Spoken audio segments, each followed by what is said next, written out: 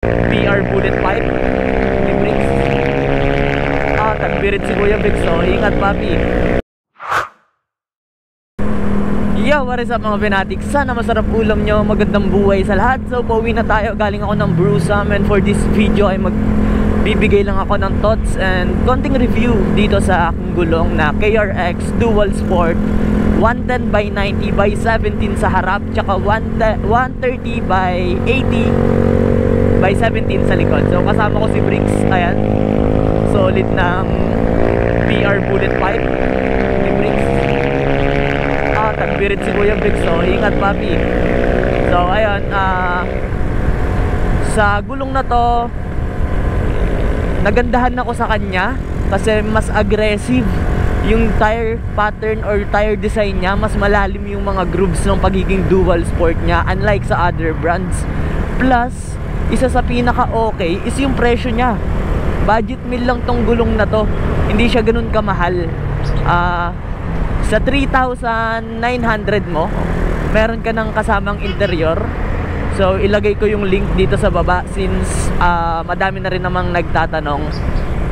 Tapos sa kapit, okay siya. Hindi ko pa naman siya nasusubukan na mag-skid or full brake. Pero sa mga biyahe ko, never niya akong dinulas.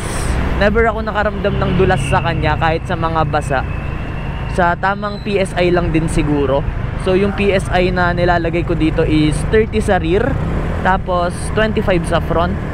Tapos sa usaping kasya ba sa harap yung 110 by 90? Yes po, kasya po. Pero marami kayong gagawin. So una sa gagawin nyo is pare-align nyo yung rim sa harap nyo. Kailangan naka-align ng maayos yung rim. Kailangan nakasentro yung alignment ng rim sa harap para magkasya siya.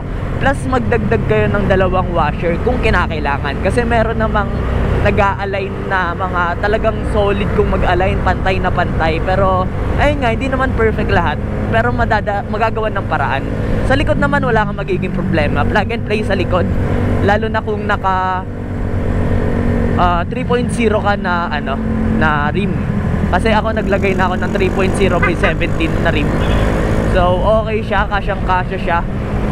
Tapos sa harap naka 2.15 ako. Yung lumang rim ko sa likod nilagay ko sa harap. Yung inner tube na gamit ko is 3.50 both tires.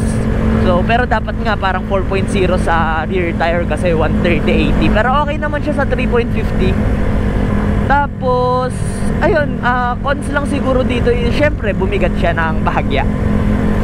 Pero dahil naka-carb ako, naka-Navy carb 28mm ako, is hindi naman siya ramdam. Malakas pa rin yung hatak niya, hindi pa ako nakakapagpalit ng rear sprocket neto. So 1440 pa rin yung sprocket set ko. Pero anytime soon magpapalit ako ng 1442. Yun yung pinaka plano ko. Ayun. So yun lang mga Venatics. Okay itong KRX Dual Sport tire. Maraming salamat sa panonood. Subscribe to my channel.